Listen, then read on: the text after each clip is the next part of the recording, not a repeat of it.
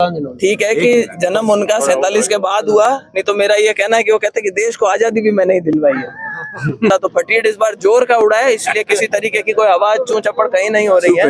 कोई आरएलपी के लोग आकर के और उसका श्रेय लेकर के चले जाए, इतनी बेवकूफ हमारी जनता नहीं है। राजनीति यहाँ से मेड़ता जो है वो विश्व प्रसिद्ध है, मीरा जी का मंदिर है यहाँ पे सब तरह से, सब जगहों से, देश से विदेश से पर्यटक आते हैं।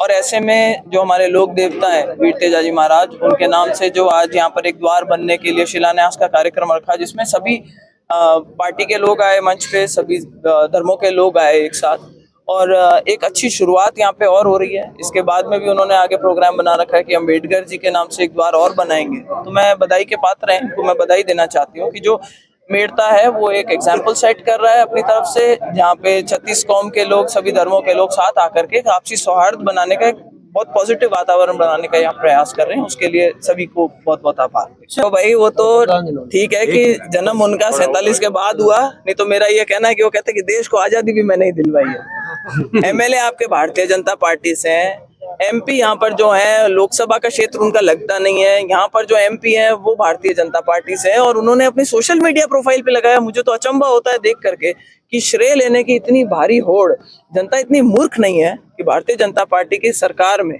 अगर यहाँ पे केंद्र विद्यालय स्वीकृत हो रहा है तो कोई आरएलपी के लोग आकर के और उसका श्रेय लेकर के चले जाए, इतनी बेवकूफ हमारी जनता नहीं है। राजनीति यहाँ से सिखाने वाले लोग पैदा हुए हैं, यहाँ से इतनी जल्दी बेवकूफ नहीं बनेंगे। ये सरकार ने चुनाव थे, उसके बाद लोकसभा के चुनाव आए, अभी विधानसभा के बाई इलेक्शंस हुए, उसके बावजूद भी आचार संहिता जगह जगह लगी रही, लेकिन उसके बाद भी हमारी भजनलाल जी की जो सरकार है उसने बहुत अच्छे से यहाँ प्रयास किया है कि विशेष तौर से जो सबसे बड़ी समस्या है, अगर राजस्थान में, अगर अपन सब जानते हैं, यहाँ के आप लोग भी ज्यादातर यहीं से ही हैं, कि पानी की समस्या हमारे में सबसे बड़ी है। तो चाहे ईआरसीपी के प्रोजेक्ट को लेकर के बात हो, और चाहे जो बाकी जिले हैं उनको पानी की योजना से जोड़ने का काम हो, उसके लिए उन्होंने भागीरथ वाला प्रयास किया है।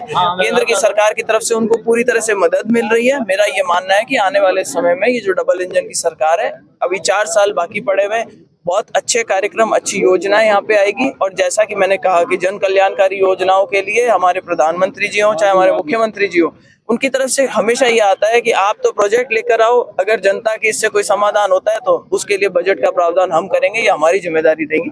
ऐसे में मेरा ये मानना है कि आने वाले 4 साल अच्छे बीतेंगे, जनता के बढ़िया से बढ़िया काम होंगे। देखिए, एक अच्छी टीम वर्क का नतीजा है कि खेमसर जैसी जगह में हम बहुत अच्छे मतों के साथ में जीते। मुझे लग रहा था अगर अंतर थोड़ा छोटा मोटा रह जाता तो सामने वाले ये और कह देते कि साहब पेटियों में गड़बड़ थी, यहाँ पे जो सारा जो प्रशासन लगा हुआ था उन लोगों ने और गोलमोल कर दिया मामला। तो फटीड इस बार जोर का उड़ा है, इसलिए किसी तरीके की कोई आवाज चूं चपड़ कहीं नहीं हो रही है। जनता की भावनाओं के अनुरूप ये नतीजा आया है। और ये जहाँ कहीं हम जाते हैं, चाहे शादी ब्याह के और सामाजिक कार्यक्रम भी होते हैं, अगर उनमें भी हिस्सा लेते हैं तो देखने को मिलता है कि जनता इस बात से कितना राहत महसूस कर रही है कि पिछले 20 साल के अंदर जितना घुटा हुआ वो महसूस कर रहे थे, आज वो चाहे हमारे जो कैंडिडेट जीते भारतीय जनता पार्टी के, हमारे यहाँ के जो विधायक, आपके मेड़ता के जो लोकल विधायक है जिनकी एक अहम भूमिका रही थी, उसमें सभी बीजेपी के जो नेता हैं, मंत्री हैं, सरकार है, उनका बहुत ही पॉजिटिव रोल रहा था।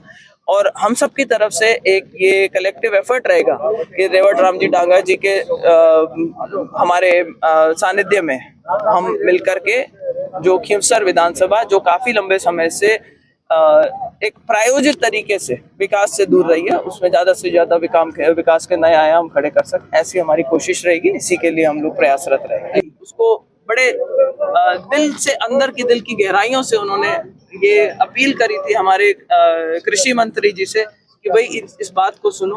और उनका मैं मानती हूँ कि ये कहना बिल्कुल सही था कि जब प्रधानमंत्री जी ने ये स्टेटमेंट दे रखा है कि किसानों के साथ में वार्ता होनी चाहिए, तो ये वार्ता क्यों नहीं हो रही। तो बहुत ही एक पॉजिटिव रूप में उसको देखा गया, हमने भी उसका समर्थन किया है।